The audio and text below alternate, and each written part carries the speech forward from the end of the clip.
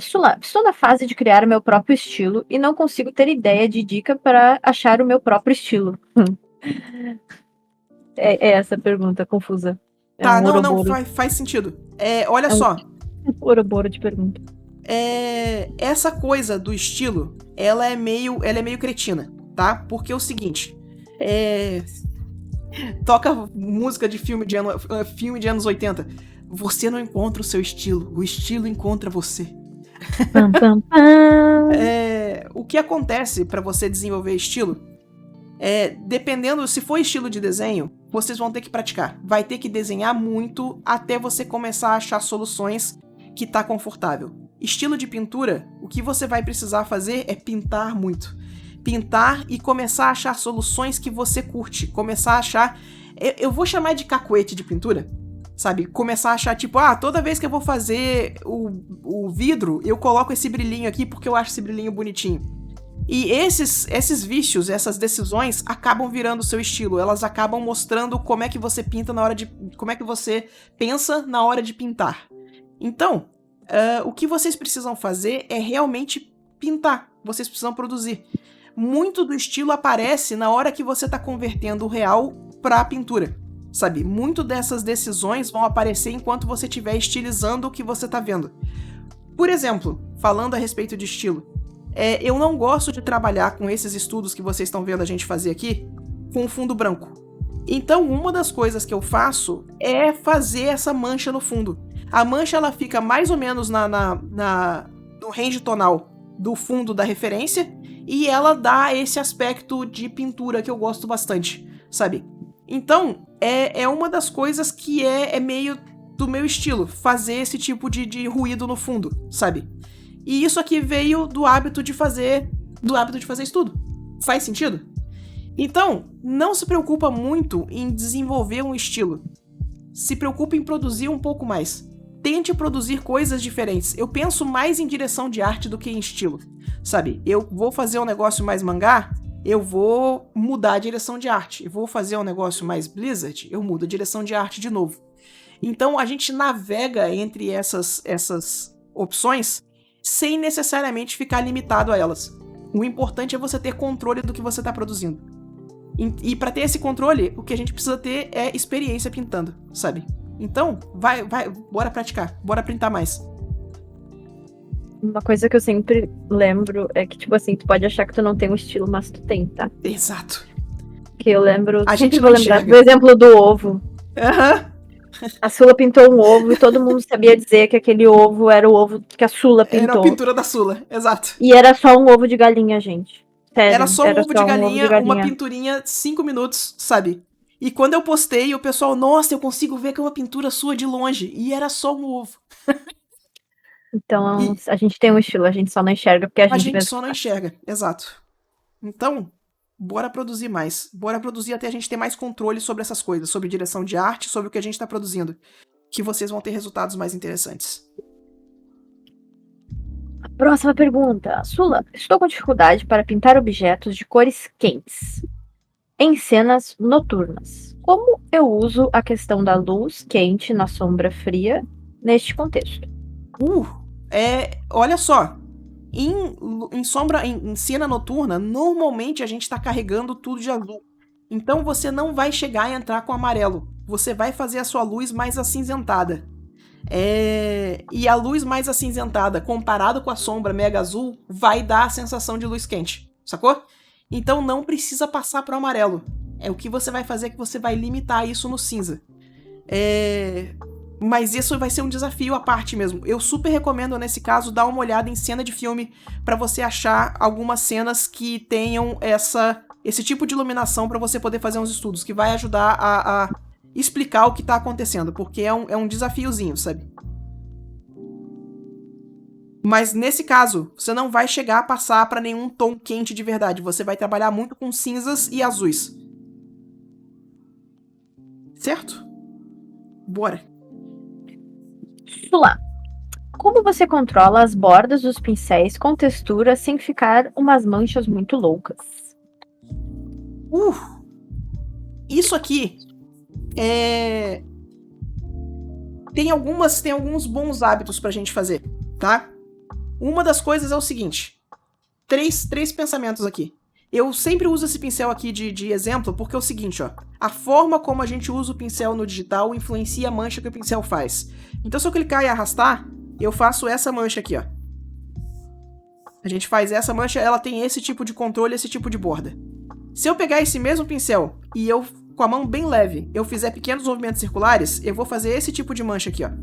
É o mesmo pincel, as mesmas configurações, eu só tô com a mão mais leve e fazendo um movimento circular, ó. Mesmo pincel. E aí, se eu pegar esse mesmo pincel e eu fizer um movimento que ele é tipo uma... Eu começo com a mão pesada e aí eu faço um movimento rápido pra... sabe, um movimento rápido pra mão ficar leve.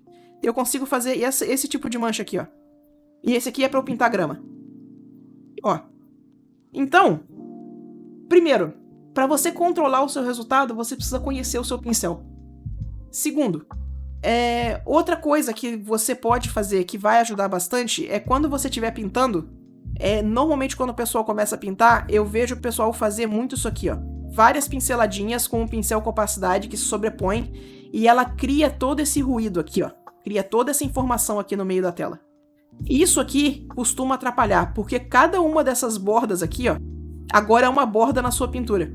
Então, em vez de você pintar desse jeito, vou pegar o mesmo pincel agora e em vez de eu fazer várias pinceladinhas, eu vou fazer uma pincelada só sem levantar o pincel. Ó, olha como é que eu consegui controlar muito melhor o que tinha de borda dentro da minha pintura. Eu criei muito menos ruído, ó. É só o mesmo pincel, só que em vez de eu fazer várias pinceladas, é uma pincelada só. Então, começar a pensar como que você está fazendo essa pincelada, para você começar a controlar melhor o resultado da pincelada que você está fazendo. E de resto, é começar a alternar entre pincéis que são mais macios e pincéis que são mais durinhos. Então, olha só, esse pincel aqui é um pincel mais macio. Eu gosto bastante do resultado dele, eu uso bastante ele para pintar a pele, ó. Se eu combino esse pincel aqui com um pincel que tem um pouco de ruído, de textura, olha só como é que a mancha fica bonita, ó. Uma das diversões que a gente tem aqui é a pessoa achar que a gente fez o negócio numa pincelada só, e na verdade são várias. A gente tá compondo essa mancha de forma que ela fique interessante. Parece uma pincelada só no final, mas foram várias pinceladinhas diferentes para criar esse ruído e essa textura. Então, como construir a mancha que você está querendo? Qual o passo a passo para você chegar nela? Então tem que ponderar tudo isso. Como que você está fazendo a pincelada, se você está criando ruído onde não é necessário, e se você está conseguindo controlar esse ruído, essa textura. Que tipo de mancha você quer? Que tipo de pincelada você quer? Como que você chega nesse tipo de mancha? E começar a construir esse workflow aqui para você chegar nesse resultado. Faz sentido? Bora! Eu gosto desse. Peraí que eu tenho que avisar o Ganso pra fazer recorte.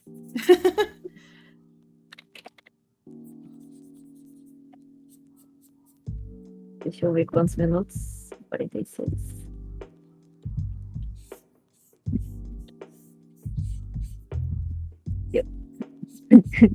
Sula, boa noite. Queria saber como que se estuda formas corretamente. É apenas exercício de observação ou vai além disso? Ah, vai um pouquinho além disso. Tem um site chamado Draw a Box. Desenha uma caixa.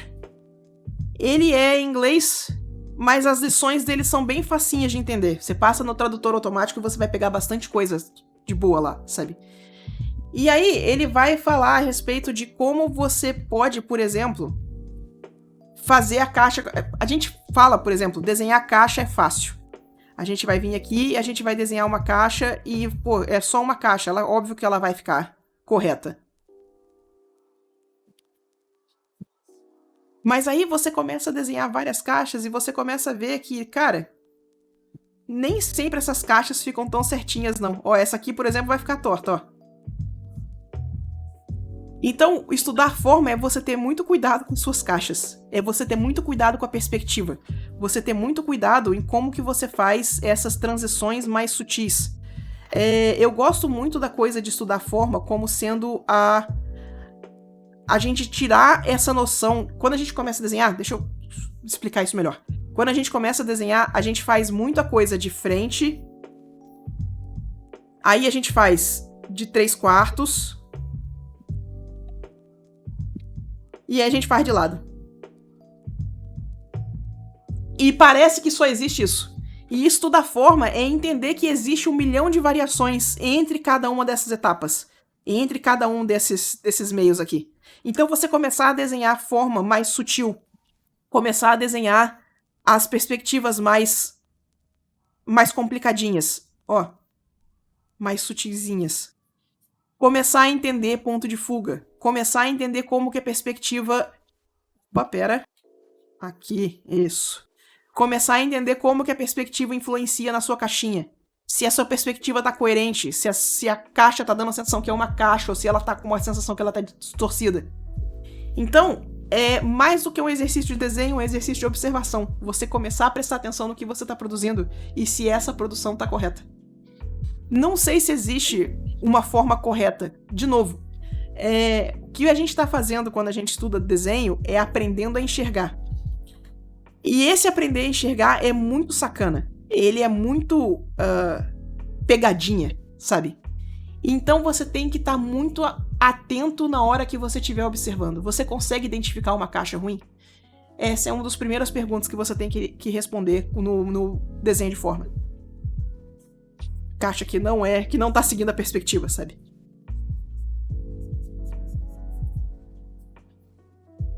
Passar para a próxima aqui. Bora. Sula, gostaria de saber como respeitar a luz e sombra na superfície rígida como uma superfície de estátua. Olha, normalmente usar referência. Não tem muito macete, não. Segue a referência e lembra, existe uma máxima, existe um pensamento que ele vai ajudar aqui, ó. Toda vez que você mudou de tonal, toda vez que você clareou ou você escureceu, é porque você mudou de plano. Você tá esclareando ou escurecendo sem mudar de plano, você tá criando plano onde não existe.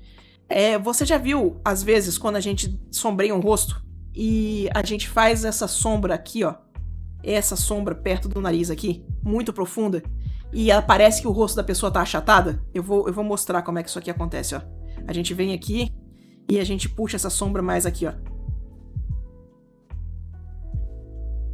Olha como é que isso aqui achata o rosto da pessoa. Parece que eu criei uma profundidade, parece que eu criei uma concavidade ali. Entendeu? Então, você tem que tomar cuidado em quão escuras as coisas são.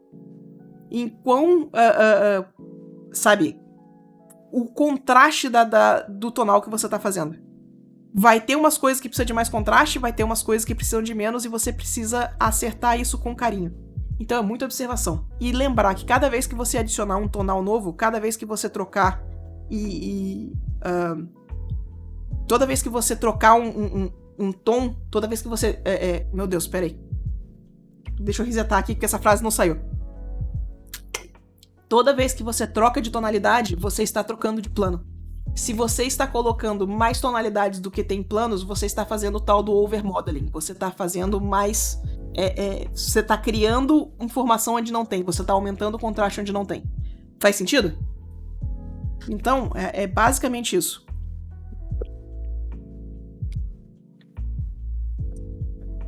Eu quero escurecer toda essa região. Falando em escurecer, isso aqui tudo no meu tá muito claro, ó. Então a gente vai pegar e a gente vai escurecer toda essa região aqui.